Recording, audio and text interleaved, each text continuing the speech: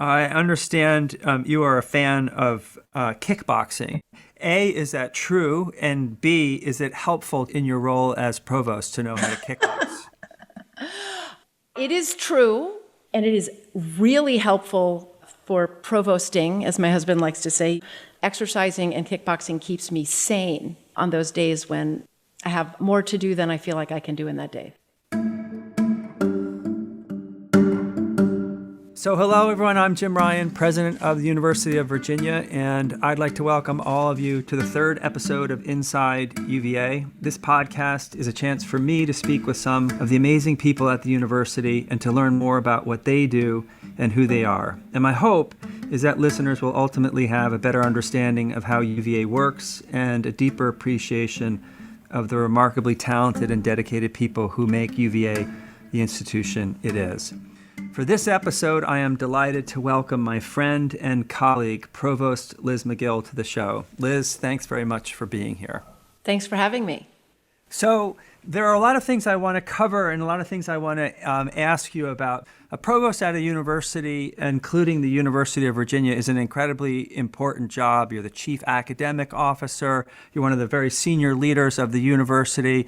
But what exactly does a provost do? Maybe you could, paint us a day in the life of Liz Magill, provost. Great question.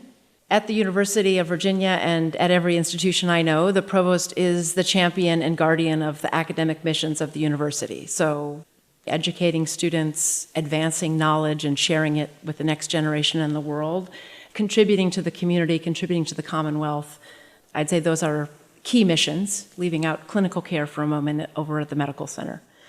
So if you like higher education, and I do, it's the best job in higher education. My job is to think about advancing and championing the missions of the university. The other way to think about it is I have a lot of direct reports. So I get to work really closely with the deans of the 12 schools. I have a group of vice provosts who are working on everything from the promotion and tenure process and faculty affairs to education across those 12 schools, to public service, to the arts. That's a real privilege to get to work with them. There are some other entities that report up through the provost's office. The Biocomplexity Institute, we have some other research institutes that are part of the provost's office. And then, of course, I get to work hand in hand with you and J.J. Davis and Dr. Kent and other senior leaders at the university to advance the missions and our strategic objectives. So day in the life can be a lot of meetings, a lot of people to keep in touch with and to try to help them in any way that I can advance the job as they see their job. So I know you grew up in North Dakota. So were you, as a kid in North Dakota, dreaming of a career in higher education someday? I don't think I was. I was trying to stay warm. I fell in love with higher education when I was an undergraduate. I was a history major. Particularly, I studied a lot about the antebellum period in the United States, and particularly the North's experience of the antebellum period. And I fell in love with what faculty at higher education institutions do, the missions of higher education, of educating the next generation and advancing knowledge, learning things and sharing them with those students and also the world.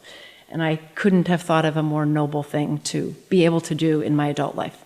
Right. And you ultimately became a law professor here. I want to ask you a little bit about that. So you've had a long career at UVA. You were a law student in the 90s and then came back to be on the law faculty. You served as associate dean at the law school, and you went to Stanford to be the dean of their law school. When you came back to become provost, did anything surprise you? If you're like me, coming back to serve in a different role, you see parts of the university that you might not have seen before. And I wonder if you had a similar experience. I definitely did. I'm not sure I was surprised by the breadth of what we do across, particularly the 12 schools that we have here at the university, because I knew it was there. But learning about it in more detail, particularly in the context of searching for some new deans, I learned a lot about engineering and architecture. I had the opportunity to learn a lot about McIntyre. Of course, I've learned a lot about the college. I think the thing that surprised me the most, though, I have to say, it is so wonderful to be on central grounds. And to walk the lawn and to see the Memorial for Enslaved Laborers and to go over to Peabody Hall and to be immersed in the faculty, staff, and students who are walking across grounds every day, it is a constant source of kind of joy. And so if I'm having a tough moment, I just leave my office and I walk around. And I loved being at the law school. I think you did too, but to be at the center of the university in that way it's surprisingly even more wonderful than I thought it would be. Yeah, I know exactly how you feel. I did not spend much time on central grounds when I was at the law school, and it's a privilege to be able to do so. So you moved here, as I mentioned, from Stanford, where you were the dean of the law school there. What's the biggest difference between that job and this one? Is it just scope, or are there other things that are different about it? It's certainly scope, the size of the faculty, the size of the student body is dramatically different than what the provost does, I suppose. I think the thing I loved about being a dean and is different for provost, and I'm finding ways to, I guess, satisfy this itch, which is when you are a dean, you are trying to do everything you can with the people in that school and those who care about it to make it the best single law school that it can possibly be. And you're very directly connected to the faculty and the staff and the students who are delivering on that mission every day. And I think the provost, it's just much more indirect. I view our office's job as to support the missions of those schools in any way we can. But you are not in the classroom teaching. You are not at a faculty meeting. You are not at a all-hands meeting of the staff. It's more indirect. And so that's one of the reasons I just love walking around Central Grounds, because I reconnect to, especially in the fall, I mean, the leaves turning, it's right out of a storybook, reconnects you to that very direct delivery of education, research, service, being a good organization at a more discrete level.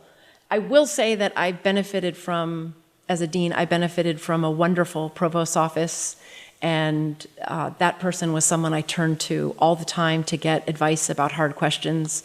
And so I came here with the hope that one contribution I hope to make is to be in service to the deans and the schools, among other things, to help them do what is a tough job and a really important one. Right. So that leads to the next question, which is COVID. That was not in your job description, that you would have to help manage through a pandemic. Talk a little bit about the last 18 months and how you and others have had to work differently, deal with issues that none of us expected to deal with. And how has that experience, if at all, shaped how you view being provost going forward in what will hopefully at some point be a post-pandemic world?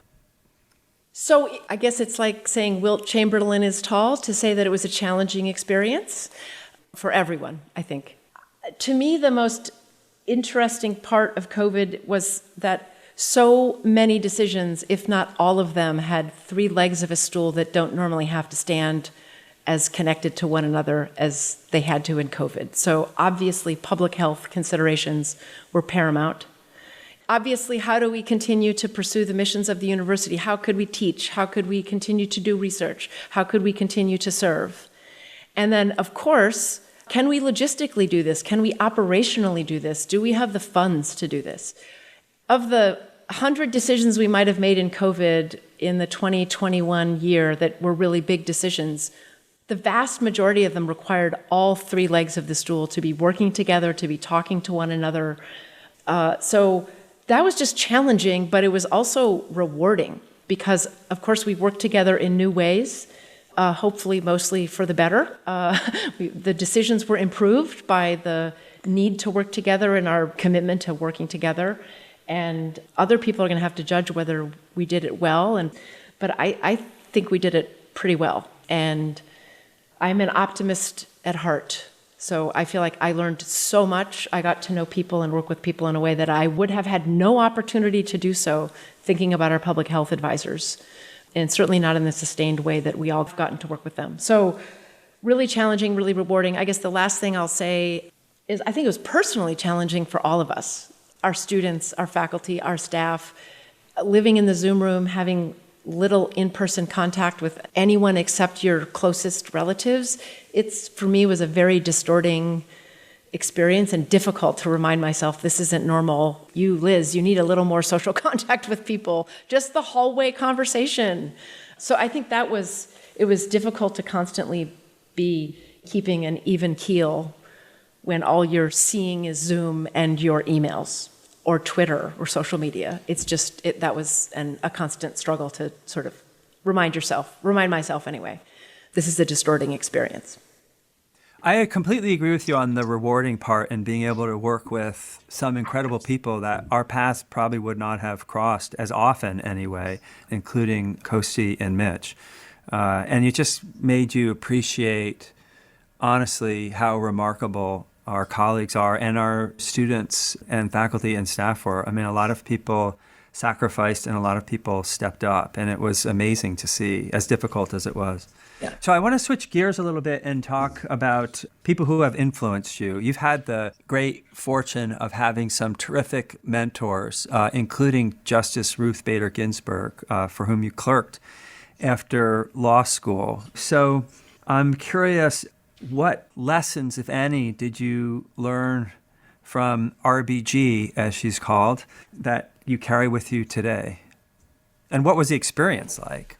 It was like being a kid in a candy store that also had a lot of workaholics in it.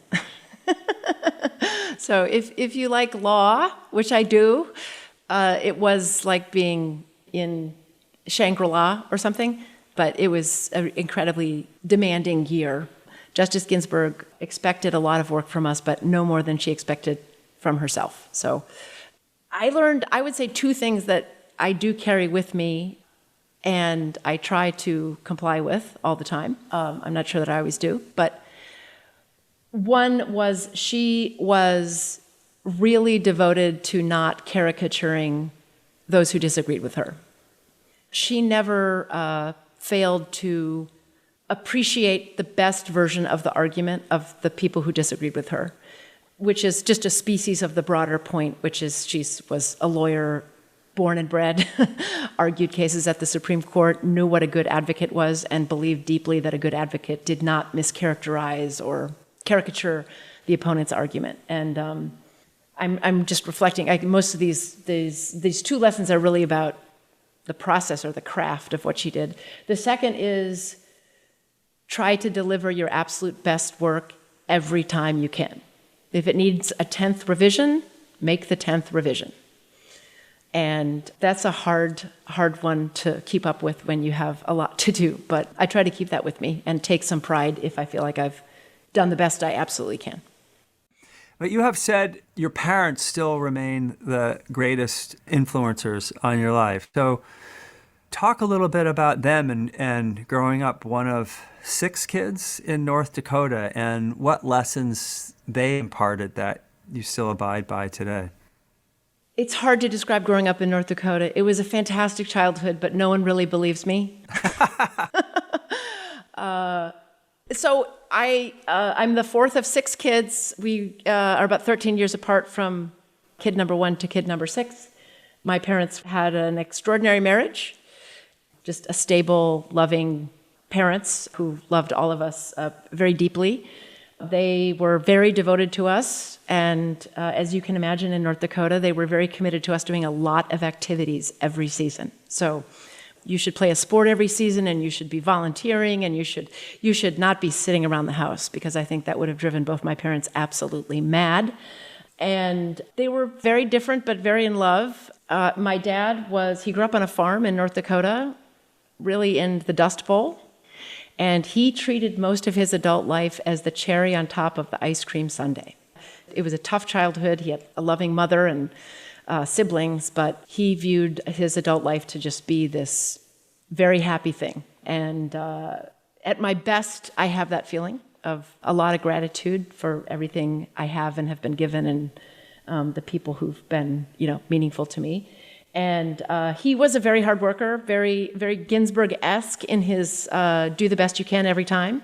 A judge as well, a lawyer and then a judge, and he admired a good work ethic. He certainly had one. I think most of us had one. He also, he just enjoyed his life. He enjoyed his friends. He enjoyed his volunteer work. So my mother was a kind of person who, at her best, when she came into the room, everybody brightened. She was always worried that we weren't having enough fun. She wanted us to go to all the dances. She wanted us to get the latest haircut if we wanted. She thought we worked too hard. She said, why aren't you having more fun? You should meet more boys. You should be having more fun. So they were a great pair. So I feel like I got a sense of what life is about from them. And when I'm at my best, I feel like there's a little bit of both of them in me. Well, now you are a parent to two amazing grown young adults, one of whom is a student here. And I wonder, what is that like to be provost at a university where your student is enrolled? It's been wonderful, to be honest. You know, she comes sometimes to borrow the car, and I just think, I get to see her today because I have to give her a key to the car that's parked in my parking space. She's a sharer, so I know about the classes she's taking and the program she's in, and she's found her place and her people, and so I get to see a different perspective on the university.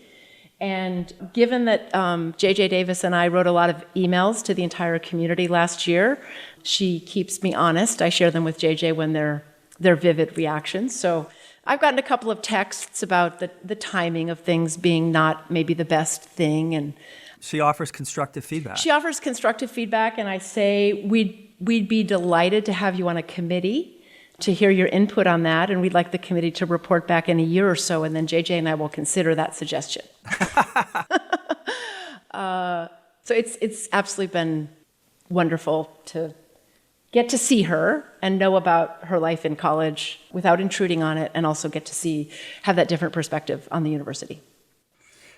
Well, Liz, that's about all the time we have. I want to thank you again for being here on this podcast. And on behalf of everyone at UVA, thank you for being here as provost. We are incredibly fortunate to have you. Well, it's a privilege.